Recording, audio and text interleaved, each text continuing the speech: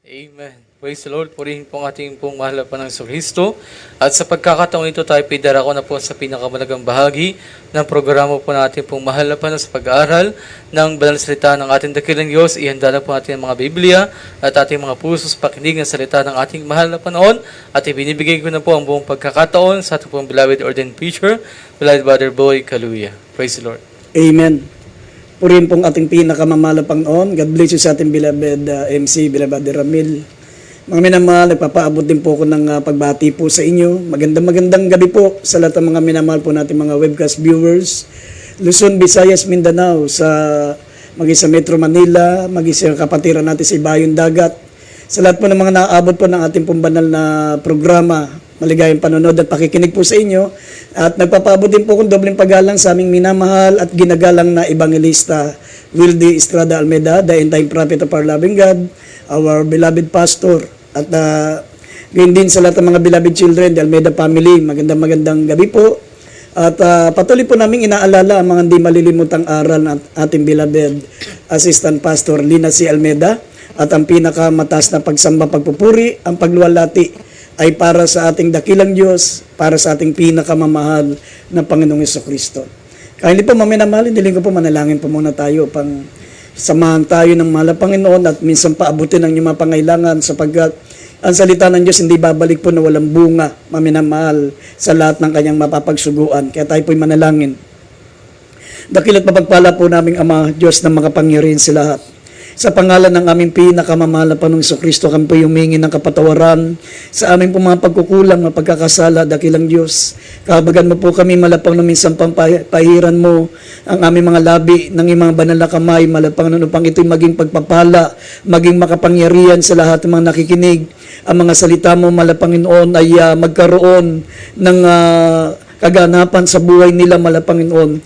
Gamitin mo kami sa gabing ito na maging daluyan ng espiritual at pagpapala. Bigyan mo sila ng pananampalataya, Panginoon. Lalo na po ang mga may sakit, may mga karamdaman, may mga pangailangan. Ikaw lamang po ang aming inaasahan, dakilang Diyos. At aming sinasaway lahat ng gawa ng kalaban. Demons of unbelief and doubts, demons of hindrances. We bind up our darkness in Jesus' name. Amen and amen. Purin po ang ating pinakamamahal pang minamahal, kaya hindi buksan natin ang ating pambungad na talata dito po sa buong Lucas 16, talatang 1 hanggang 9. Kaya hindi, basahin po natin ang mga talata. Dito po sa aklat ng Lucas 16, ang talataya 1 hanggang 9. At sinabi rin naman niya sa mga alagad, may isang taong mayaman na may isang katiwala. At ito'y isinumbong sa kanya na siya'y nagsisira ng kanyang mga pag-aari. At tinawag niya siya at sa kanya sinabi, ano ito na nababalitaan ko tungkol sa iyo? Magbigay sulit ka ng pagiging katiwala sapagkat hindi ka na maaaring maging katiwala pa. Sinabi ng katiwala sa kanyang sarili, anong gagawin ko? Yamang inalis sa akin ng Panginoon ko ang pagiging katiwala. Magdungkal ng lupa'y wala akong kaya. Magpalimos ay nahihiya ako. Nalalaman ko na ang gagawin ko upang kung mapaalis ako sa pagiging katiwala, ako ay matanggap nila sa kanilang mga bahay. At pagtawag niya sa bawat isa sa mga may utang sa kaniyang Panginoon, ay sinabi niya sa una, gaano ang utang mo sa aking Panginoon? At sinabi niya, isang takal na langis. At sinabi niya sa kanya, abutin mo ang iyong kasulatan at maupo kang madali at isulat mong 50. Na magagayon ay sinabi niya sa iba, at ikaw gaano ang utang mo? At sinabi niya 100 takal na trigo. Sinabi niya sa kanya, abutin mo ang iyong kasulatan at isulat mong 80. At pinuri ng kanyang Panginoon ang lilong katiwala sapagkat siya'y gumawang may katalinuhan. Sapagkat ang mga anak ng sanlibutan ito sa kanilang sariling lahi ay matatalino kaysa mga anak ng ilaw. 9. Sinabi ko sa inyo, makipagkaibigan kayo sa pamamagitan ng kayamanan, ng kasamaan, upang kung kayo'y magkulang, ay kanilang tanggapin kayo sa mga walang hanggang tabernakulo. Amen. Amen. Maminamal ang ating pong paksa ay pamagatan po nating ang lilong katiwala, the unfaithful steward. Maminamal, ito pong kwentong ito, maminamal, ito po'y talinghaga ng ating pinakamamahal na Panginoong Kristo. Ito po'y pagpapaalala sa mga tao ngayon, maminamal, na kahit sino ka pa, kahit ano ka pa, maminamal, ano man ang kalagayan mo sa buhay, may kapangyarihan ka, may kayamanan ka, may karunungan ka, ano man ang nasa iyo ngayon, maminamal, ito po'y pagpapaalala para sa atin, mga minamahal, na lahat ng nasa atin ngayon, maminamal, ito po'y galing sa Diyos. Ito po'y ipinagkatiwala lamang ng ating mahal na Panginoon Diyos. Pwedeng alisin sa atin ito o pwedeng tayo ang alisin dito. Dalawa lang yan, maminamal, pwedeng alisin sa atin ng kung anon meron tayo o kaya naman tayo ang alisin dito. Kaya nga kinakailangan tayo po ay maging mapakumbaba. We must be humble, thoughtful, and responsible. Kinakailangan nating maging responsable kung ano man ang meron tayo, sapagkat sinabi ng John chapter 3 verse 27, hindi makatatanggap ng anuman ang isang tao malibang ito'y ipinagkaloob sa kanya mula sa langit. Kung meron man tayo ngayon, maminamahal, may katungkulan ka, may kapangyarihan ka, may karunungan ka, may kayamanan ka, mga minamahal, ano man ang nasa iyo ngayon, sabi ng Biblia, hindi mo matatanggap ang bagay na yan malibang ipinagkaloob sa iyo ng Diyos ng langit. Sinabi ng banal na kasulatan, maminamahal, hindi po tayo owner. Hindi tayo, maminamahal, ang may-ari. Tayo po, maminamahal, ay katiwala.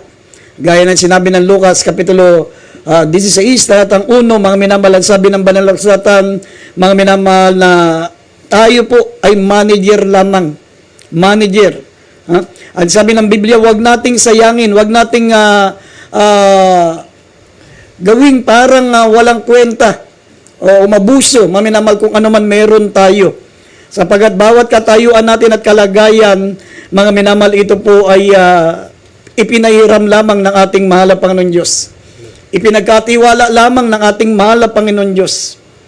Sabi, sabi ng James chapter 1 verse 17, every good gift and every perfect gift is from above. Ito'y galing sa itaas. Ano mang bagay mayroon tayo ngayon, maminamal, sinabi ng banal na kasulatan, ito po ay galing sa Diyos na makapangyarihan sa lahat. Kaya wag tayong umasta na parang sa ating galing yan. Maminamal, wag tayong kumilos na parang hindi natin tinanggap. Sabi ng unang Korinto 4, talatang 7, at mamaya matutunghayan po natin ng Ecclesiastes, Kapitulo 5, talatang 19, na ito po, maminamal, ay pagpapaalala, lahat ng anuman meron tayo, kayamanan, karunungan, kapangyarihan, kalagayan, ano man ang kalagayan mo, may posisyon ka, maminamal, mayor ka, presidente ka, governor ka, huwag kang umasta, maminamal, na parang sa iyo galing ang iyong kapangyarihan. Hindi ikaw ang may-ari niyan. Ikaw po, maminamal, ay katiwala lamang. Kaya nga huwag kang umabuso. Huwag mong isipin na hindi mo tinanggap ang nasa sa iyo ngayon. Sabi ng unang Korinto, Kapitulo 4, talatang 7, at basahin din natin ang Ecclesiastes 5, talatang 19. Basahin natin ang talata. Dito po sa ikalawang mga taga-Korinto, Kapitulo 4, talata po 7. Sapagkat sino ang gumawa na ikaw ay matangi, at anong nasa iyo na hindi mo tinanggap? Ngunit kung tinanggap mo, ay bakit mo ipinagmamapuri na tulad sa hindi mo tinanggap? Dito po sa aklat ng Ecclesiastes 5, talata 19. Sabi po dito, bawat tao rin naman na binigyan ng Diyos ng mga kayamanan at mga pag-aari at binigyan ng kapangyarihan na kumain niyaon at kumuha ng kanyang bahagi at magalak sa kanyang gawa, ito'y kaloob ng Diyos. Amen. Amen. Kaya maminamal, sinabi ng banal na kasulatan, hindi po tayo ang owner. Hindi tayong may-ari. Ano man meron tayo ngayon, maminamahal. Pati ang buhay natin, pati ang lakas natin, hindi tayo may-ari niyan. Sinabi na nabasa po natin dito sa unang Korinto, mga minamahal 4:7, huwag tayong kumilos na parang hindi natin tinanggap. Sinabi ng Biblia, ano ang nasa iyo nung ikaw ay matangi? Mga minamahal, lahat ng nasa atin ngayon, ito po ay ipinagkatiwala lamang ng ating mahal na Panginoon. Kaya sinabi ng unang Korinto 4, talatang 2, na ang bawat katiwala ay kinakailangan maging tapat. Ang bawat katiwala ay kinakailangan maging tapat. Kaya nga, sinabi ng Biblia, mag-ingat ka. Mag-ingat ka. Sabi ng Deuteronomy chapter 8, verse 11 up to 14, sabi rito, mag-ingat ka, baka iyong malimutan ang Panginoon mong Diyos. Sa hindi mo pagtupad ng kanyang mga utos at ng kanyang kahatulan at ng kanyang kapalatuntunan na aking inuutos sa iyo sa araw na ito. Baka pagka ikaw ay nakakain na busog, nakapagtayo na mabubuting bahay na matahanan, at sabi rito, at pagka ang iyong bakahan ay, at ang iyong kawan ay dumami, ang iyong pilak, ang iyong ginto ay dumami, at lahat ng iyong tinatangkilik ay dumami, ay magmataas ang iyong puso. At yung malimutan ng Panginoon mong Diyos na naglabas sa iyo sa lupain ng Ehipto sa bahay ng pagkaalipin. Sa verse 17 and 18, at baka iyong sabihin sa iyong puso na sa aking kapangyarihan at ang aking lakas ng aking kamay ang siyang nagbigay sa akin ng kayamanang ito. Kundi iyong alalahanin ng Panginoon mong Diyos na sapagkat siya'y nagbigay sa iyo ng kapangyarihan upang magkaroon ka ng kayamanan, upang kanya papagtibayin ang kanyang tipan na kanyang isinumpa sa iyong mga magulang gaya sa araw na ito. Mga minamahal, lahat ng nasa atin ngayon ay ito po'y ipinahiram lang sa atin ng ating mahal at Panginoon. Kaya nabasa po natin, mga minamahal, nalaman ng may-ari na ito pong tinatawag na lilong katiwala ay sabi, winawalang bahala ang kanyang kalagayan. Ang naglulustay ng kayamanan, naglulustay maminamahal ng pag-aari ng kanyang Panginoon. Kaya nung siya'y nakipag-usap maminamahal sa kanyang amo, sinabi ng kanyang Panginoon maminamahal, sabi sa kanya, hindi ka na pwedeng maging katiwala sapagkat ikaw ay nag-aaksaya ng aking mga pag-aari. Nilulustay mo, hindi ka mapapagkatiwalaan. Kaya nga, hindi ka na kinakailangan maging katiwala. Aalisin kita bilang katiwala.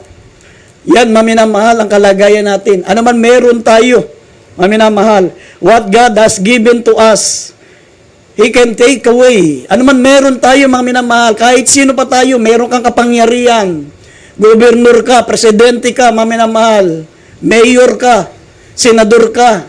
Ano man kapangyarihan na sa iyo, ano man kayamanang nasa iyo, ano man karunungan ang nasa iyo, maminamahal, hindi ka may-ari niyan. Ikaw ay steward.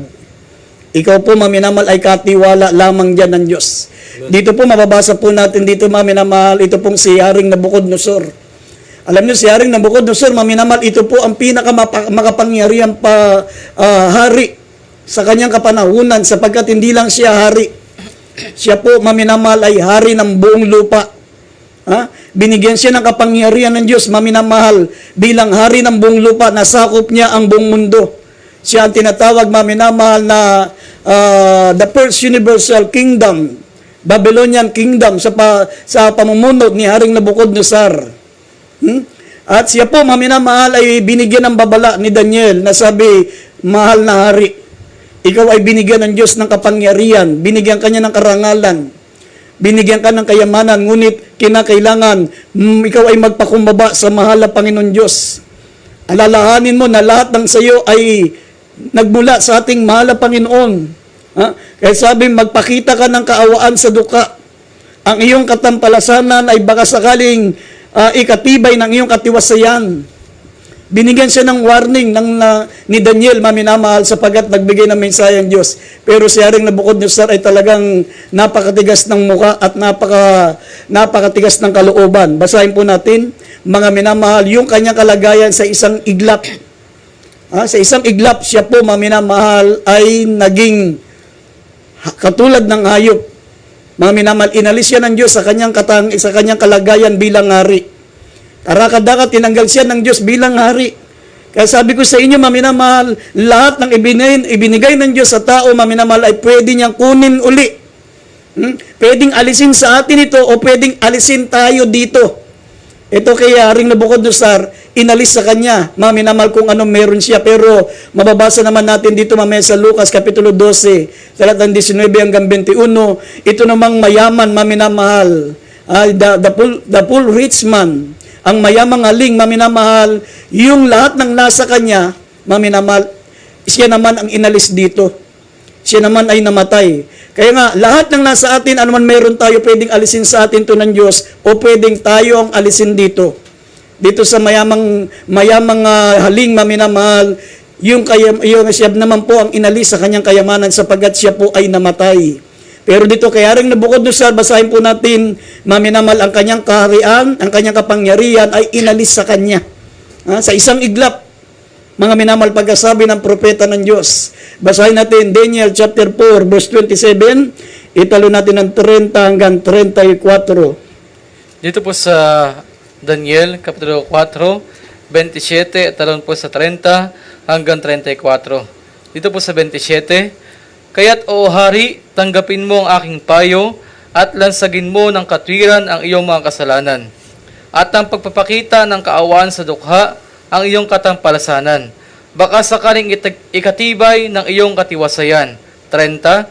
Ang hari ay nagsalita at nagsabi, hindi baga ito ang dakilang Babylonia na aking itinayo na pinakatahanang hari sa pamagitan ng lakas ng aking kapangyarihan at sa ikaluluhati ng aking kamahalan? Samantalang ang salita ay nasa bibig pa ng hari ay may isang tinig na nanggaling sa langit na nagsasabi, O Haring Nabucodonosor, sa iyo sinalita ang kaharian ay maihiwalay sa iyo, at ikaw ay palalayasin sa mga tao, at ang iyong tahanan ay mapapasama sa mga hayop sa parang. Ikaw ay pakakani ng damo na gaya ng mga baka, at makapitong mangyayari sa iyo, hanggang sa iyong maalaman na ang kataas-taasan ay nagpupuno sa kaharian ng mga tao, at ibinibigay sa kaninumang kanyang ibigin. Nang oras ding yaon ay natupad ang bagay kay Nabucodonosor at siya pinalaya sa mga tao at kumain ng damo na gaya ng mga baka, at ang kanyang katawan ay nabasa ng hamog ng langit hanggang sa ang kanyang buhok ay lumagong parang balahibo ng mga agila, at ang kanyang mga kuko ay para mga kuko ng mga ibon. 34. At sa katapusan ng mga kaarawan, akong si Nabucodonosor ay nagtaas ng aking mga mata sa langit, at ang aking unawa ay nanumbalik sa akin, at aking pinuri ang kataas-taasan, at aking pinuri at pinarangalan ko siya na nabubuhay magpakailanman, sapagkat ang kanyang kapangyarihan ay walang hanggang kapangyarihan, at ang kanyang kaharian ay salit-saling lahi. Amen. Kaya nga, maminamahal, sa lahat ng mga nasa kapangyarihan ngayon, maminamahal, kahit sino ka pa, presidente, mayor, gobernador, senador, ano man ang meron tayo ngayon, maminamahal, tandaan po natin, hindi po ito galing sa atin. Ito po, maminamahal, ay ipinagkatiwala lamang ng Diyos. Hindi tayo ang owner, tayo po, mga minamahal, ay mga steward. Tayo po yung mga katiwala lamang, maminamahal. Itong si Haring Nabucodonosor, maminamahal, nagmalaki sa Diyos. Ang sabi niya, maminamahal, sa verse 30, sabi niya, hindi baga ang dakilang Babylonia ay aking itinayo na pinakatahanan ng hari sa pamagitan ng aking lakas at ng aking kapangyarihan at sa ikalululati ng aking kamahalan. Maminamahal, grabing pagmamalaki niya, samantalang binigyan siya ng babala ni Daniel, maminamahal, bago mangyari sa kanya ito, nasabi, tanggapin mo ang aking payo, lansagin mo ng katwiran ang iyong kasalanan at ang pagpapakita ng kaawaan sa mga duka ng iyong katampalasanan. Yung katampalasanan mo ay magpakita ka ng magandang kalooban sa mga duka para sa iyong ikatitibay at para sa iyong katiwasayan, pero hindi siya nakinig. Iniisip niya kasi, maminamahal, na siya ang pinakamakapangyarihang tao sa panahon na yun. Pero sinabi ng mahal na Panginoon sa kanya, maminamahal, sa isang iglap. Samantalang ang salita niya ay nasa bibig pa ng hari. Sinasabi niya palang, maminamahal, na lahat ng mga bagay na ginawa ng aking kapangyarihan dahil sa aking lakas, dahil sa aking abilidad, na itaas ang Babylonia, maminamahal, nasakop niya ang kaharian sa buong mundo. Siya naging hari at siya ang naglalagay ng makapangyarihang tao sa bawat bansa. Pero hindi pa tapos na siya magsalita, maminamahal. Sabi, may tinig na nanggaling sa langit na nagsabi, O Haring Nabucodonosor, sa iyo'y sinalita, ang kaharian ay mahiwalay sa iyo. At ikaw ay palalayasin ng mga tao, at ang iyong kaharian ay mapapasama sa mga hayop sa parang. Ikaw ay pakakainin ng damo, gaya ng mga baka, at makapitong mangyayari sa iyo hanggang sa iyong malaman na ang kataas-taasan ay nagpupuno ng kaharian ng mga tao at ibinibigay sa kanino mang kanyang ibigin. Sa verse 33, at ng oras ding iyon ay natupad ang bagay kay Nabucodonosor. Siya'y pinalayas ng mga tao at kumain ng damo na gaya ng mga baka. At ang kanyang mga katawan ay nabasa ng amog ng langit hanggang ang kanyang buhok ay lumagong parang balahibo ng mga agila. At ang kanyang mga kuko ay parang kuko ng mga ibon. At ang sabi ng 34, maminamal doon niya na-realize, maminamal na talagang hindi siya may-ari, maminamal ng kanyang kapangyarihan. Humaba bigla ang kanyang buhok, maminamahal. 7 taon siya, maminamal, na naiwalay sa kanyang kaharian. Siya'y nabaliw, nawala sa sarili, at siya'y naiwalay sa mga tao, maminamal, nandun siya sa gubat. 7 taon, maminamal, numaba ang kanyang mga balahibo, lumaba ang kanyang mga kuko, maminamal, at kumain siya ng mga damo na gaya ng hayop. At pagkatapos ng 7 taon, maminamal, sabi niya, na-realize niya, maminamal, sabi, at sa katapusan ng kaarawan, akong si Nabucodonosor ay nagtaas ng aking mata sa langit, at ang aking unawa ay nanumbalik sa akin. Bumalik na siya sa normal, maminamahal, pagkatapos ng 7 taon na siya nabaliw. At aking pinuri ang kataas-taasan, at aking pinuri at pinarangalan ko siya na nabubuhay magpakailanman, sapagkat ang kanyang kapangyarihan ay walang hanggang kapangyarihan, at ang kanyang kaharian ay sa salit-saling lahi. Kaya nga, maminamal, wag tayong magmalaki na parang hindi galing, o parang sa ating galing kung ano man meron tayo. Kahit sino ka pa, kahit presidente ka pa, kahit ikaw ay governor, mayor, anumang kapangyarihan nasa iyo, anumang kayamanang nasa iyo, hindi sa iyo yan. Iyan po'y ipinagkatiwala lang ng Diyos. Pwedeng alisin sa iyo yan, gaya ng kay Haring Nabucodonosor, at pwede na ikaw naman ang alisin yan, gaya na nangyari kay Henry C. Maminamahal. Siya naman ang inalis sa kanyang kayamanan, gaya na nakasulat sa Lucas 12, talatang 19 hanggang 21. Basahin naman natin ito. Yung mayaman naman ang inalis sa kanyang kayamanan. Basahin natin. Siya'y namatay. Dito po sa aklat ng Lucas 12, talata 19 hanggang 21. Sasabihin ko sa aking kaluluwa, marami ka ng pag-aaring nakakamalig para sa maraming taon, magpahingalay ka, kumain ka, uminom ka, matuwa ka. Datapot sinabi sa kanya ng Diyos, ikaw na haling, hihingin sa iyo sa gabing ito ang iyong kaluluwa, at ang mga bagay na inihanda mo ay mapapasa kanino kaya? Sa 21, gayon nga, ang nagpapakayaman sa ganang kanyang sarili at hindi mayaman sa Diyos. Amen. Amen. Yan, maminamahal. Ito naman pong the full rich man, maminamahal. Sabi niya, o kaluluwa ko, magpahingalay ka. Marami ka ng pag-aaring nakakamalig para sa maraming taon. Magpahingalay ka, kumain ka, uminom ka, at matuwa ka. Wala man lang sa isip niya, maminamahal, na siya po ay magbigay naman ng panahon sa Diyos.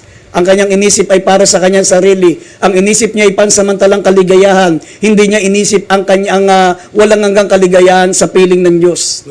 Ang inisip niya yung kanyang pansamantalang kaligayahan. Pero sinabi ng mahal na Panginoon sa verse 20 ng Lucas 12:20, dapat sinabi sa kanya ng Diyos, ikaw na haling, hihingin sa iyo sa gabing ito ang iyong kaluluwa. Ang mga bagay na inihanda mo ay mapapasa kanino kaya? Kaya nga, pwedeng alisin sa atin ito o pwedeng alisin tayo dito. Dalawa lang yan. Pwedeng alisin sa atin ito, gaya ng nangyari kay Haring Nabucodonosor, maminamahal, sa isang iglap, inalis sa kanyang kaharian. 7 taon siya. Naiwalay sa mga tao, siya'y kumakain ng damo, maminamahal, humaba ang kanyang balahibo, humaba ang kanyang kuko, maminamahal, nabaliw siya, nawala siya sa sarili, 7 taon. At nung na-realize niya, maminamahal, na talagang hindi galing sa kanyang sarili ang lahat ng kanyang tinatamasa, maminamahal, doon lamang nagbalik ang kanyang isip at nilwalati niya ang ating mahal na Panginoon Diyos. Ito namang haling na mayaman, maminamahal, siya naman ang inalis sa kanyang kayamanan. Sabi, ngayong gabi ay kukunin ng iyong kaluluwa, ang lahat ng iyong mga pinagpagalan ay mapapasa kanino kaya? Kaya nga ang taong nagpapakayaman sa kanyang sarili ay hindi mayaman sa Diyos. Kaya sinabi rito, Jeremias 9:23 hanggang 24, huwag magmapuri ang tao, maminamal ang marurunong sa kanyang karunungan.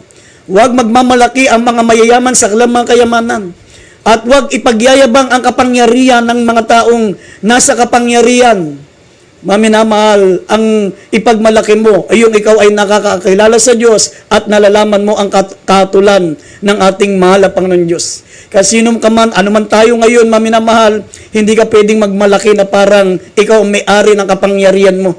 Ikaw ang may-ari ng kayamanan mo. Ikaw ang may-ari ng ano man ang taglay mo ngayon. Sapagkat yan po'y nagmumula sa ating pinakamamahal na Panginoon, gaya ng lilong nabasa natin dito, maminamahal, ang lilong katiwala. Sinabi sa kanya ng may-ari, hindi ka na kinakailangan kung maging katiwala sapagkat nilulustay mo ang aking kayamanan.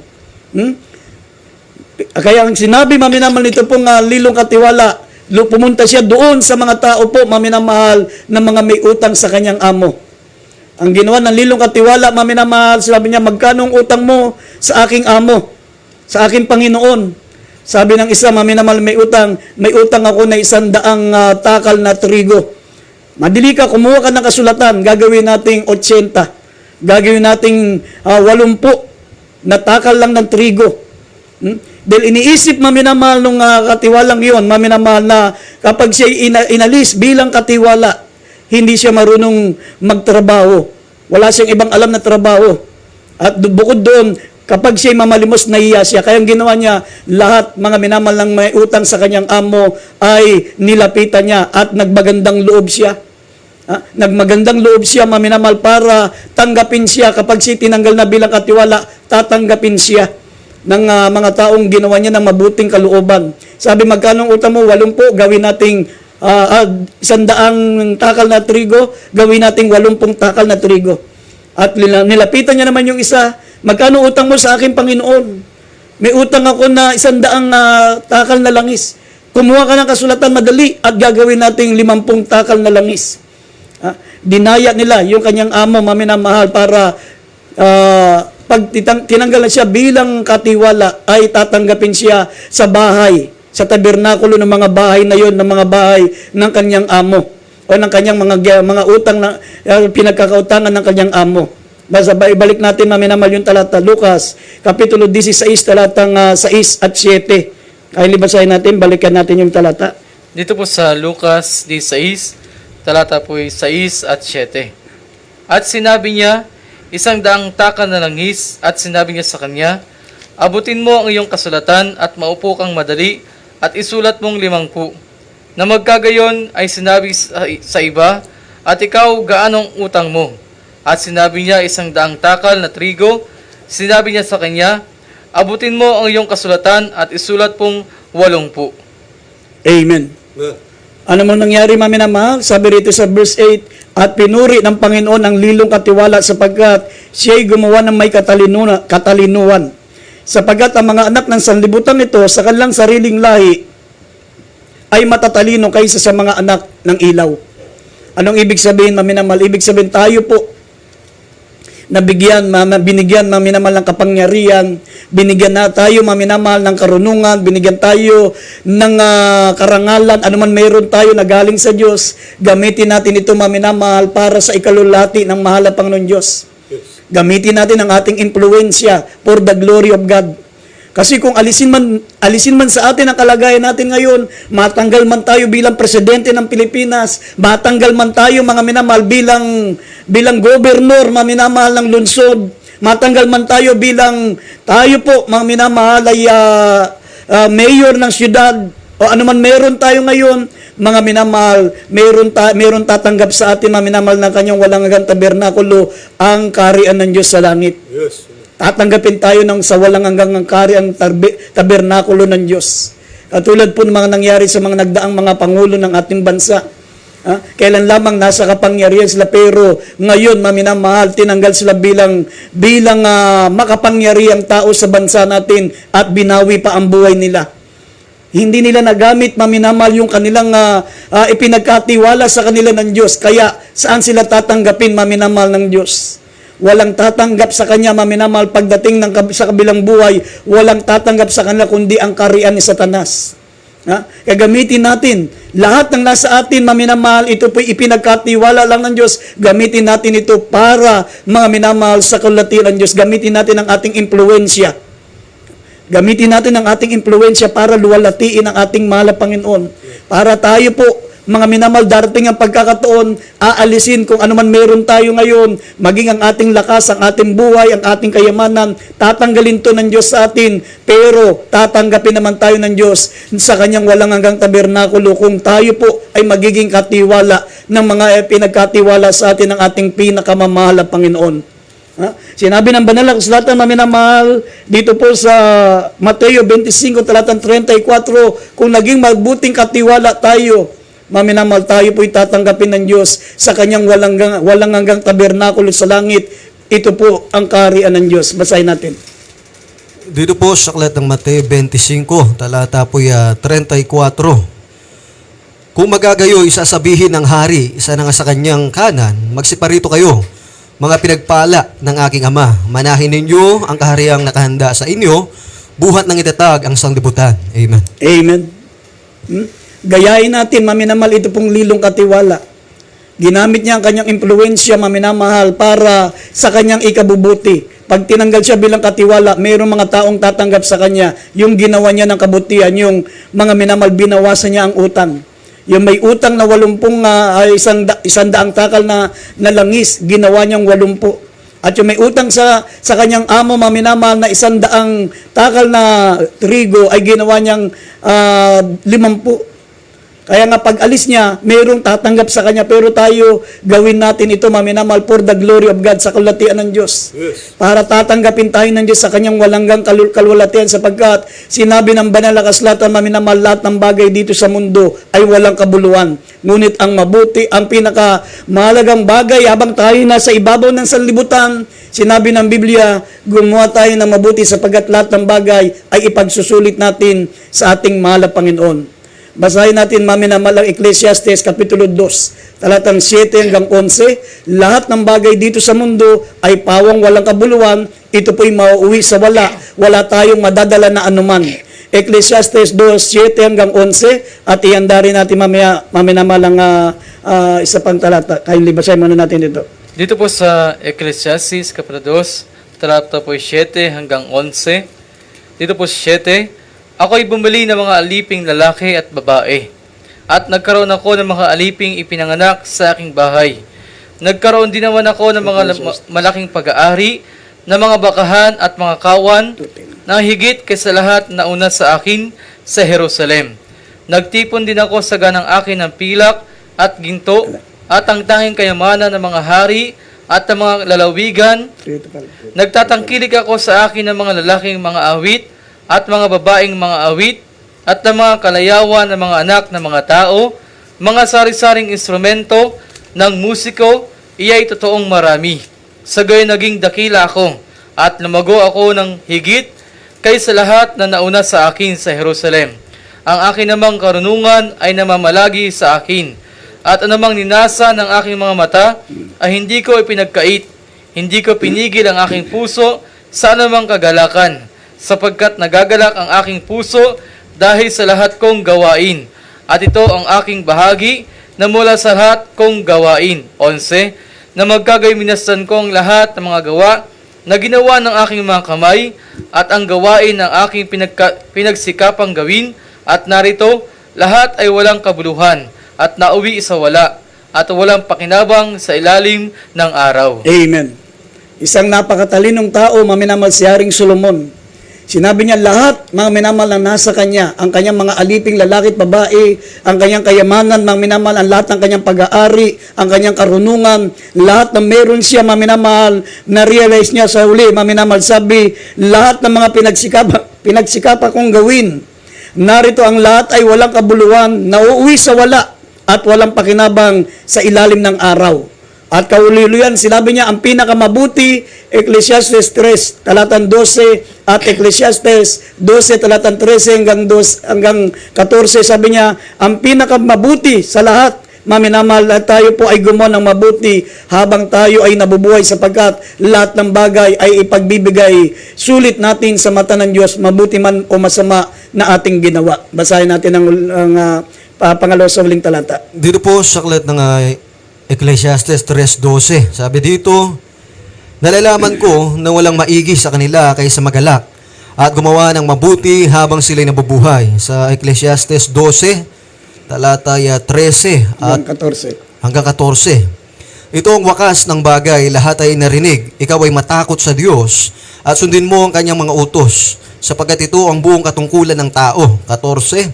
Sapagkat dadalhin ng Diyos ang bawat gawa sa kahatulan, pati ng bawat kubling bagay, maging ito'y mabuti o maging ito'y masama. Amen. Amen. Bandang uli, sinabi ni Haring Solomon, maminamahal, na wala ng pinakamaigi sa lahat kaysa magalak, kundi ang gumawa ng mabuti habang siya'y nabubuhay, sapagkat, mga minamahal, ang lahat ng bagay ay dadali ng Diyos sa kahatulan. Mababawat gawa sa kahatulan, pati ang bagay na kubling bagay, maging mabuti o maging ito'y masama.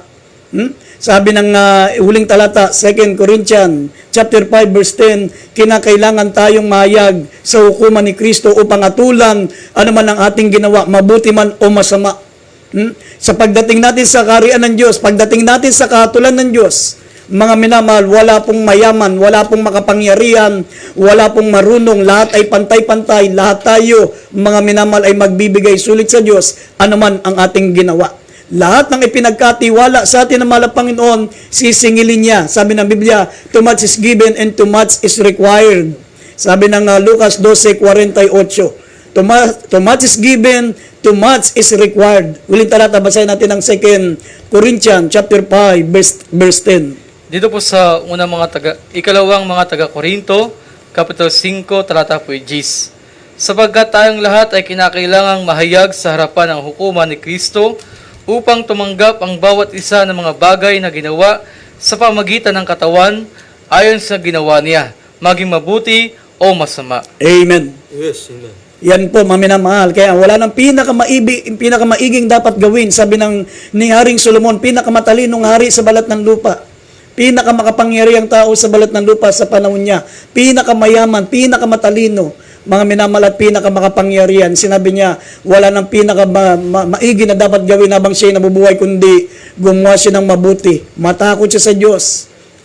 At siya po, maminamahal, ay magbibigay sulit sa Diyos pagdating ng araw upang atulan siya ayon sa kanyang ginawa, mabuti man o masama. Para tayo po, maminamahal, ay tanggapin ng Diyos sa kanyang walang hanggang tabernakulo, mga minamahal, gamitin natin ang ating impluensya kung ano man tayo ngayon. Sino man tayo ngayon, maminamahal, nasa kapangyarihan, may kayamanan ka. Sabi ng 1 Timothy chapter 6, verse 17 hanggang 19, maminamahal, ang mga mayayaman ay huwag umasa sa mga kayamanan na hindi nananatili. Kundi, maminamahal, sabi ng Biblia, maging maibigin tayo sa pagbibigay. Maging tayo po, maminamahal, ay maging responsable sa mga bagay na nasa atin, maminamahal, na sabi, ang mayayaman sa sanlibutan nito, pagbilinan mo na huwag maging mataas sa pag-iisip. Huwag umasa sa kayamanang hindi nananatili, kundi sa Diyos na siyang nagbibigay sa atin ng saganan lahat ng bagay upang ating ikagalak. Sila'y magsigawa ng mabuti. Sila'y magsiyaman sa mabubuting gawa. Sila'y maging handa sa pamimigay, maibigin sa pamamahagi, na magtipon sa kalang sarili ng isang mabuting kinasasaligan para sa panahong darating upang sila'y makapanangan sa buhay, sa tunay na buhay. Yan po ang pinakamagandang dapat gawin, maminamahal, sabi ng Biblia, para tanggapin tayo ng Diyos sa kanyang walang hanggang tabernakulo sa langit. Maminamahal, gamitin natin ang ating impluensya. Kung ano meron tayo, may kayamanan tayo, may katungkulan tayo, mga minamahal, ano man ang kalagayan natin, gamitin natin for the glory of God. Kaya sa gabing ito, tanggapin yung ating mahal na Panginoon bilang sariling tagapagligtas upang hindi mawalan ng kabuluhan, mga minamahal, ko anuman ang ibinigay ng Diyos para sa atin. Sumunod kayo sa panalangin habang napapakinggan niyo awiting I Give You Jesus. Sabihin niyo po mga katagang ito, dakilang Ama sa langit. Malapang na nagpapasalamat po ako sa iyo. Sa taglay na ibinigay mo sa akin ang aking kayamanan, ang aking pag-aari, ang aking kalusugan, ang aking kalakasan, ang aking buhay, lahat ng nasa akin ngayon, maging aking hanap buhay. Mahal Panginoon, pinasasalamatan ko po sa iyo, mahal Panginoon. At sa oras nito, ako po ay humingi ng kapatawaran sa aming mga pagkakasala, dakilang Diyos. Tinatanggap kita bilang aking tagapagligtas. Diyos, at tarin ng aking buhay. Baguhin mo po ako, gawin mo po kong tunay na anak mo. Nais ko po, mahal Panginoon, ang aking nalalabing mga sandali na ipinagkatiwala mo sa akin ay gamitin ko maging makabuluhan, mahal Panginoon. Gamitin ko sa iyong kalatian, dakilang Diyos. Iligtas mo po ako sa ng aking mamahal sa buhay. Sa makapangyarihang pangalan ni Jesus, in Jesus' name. Amen and amen.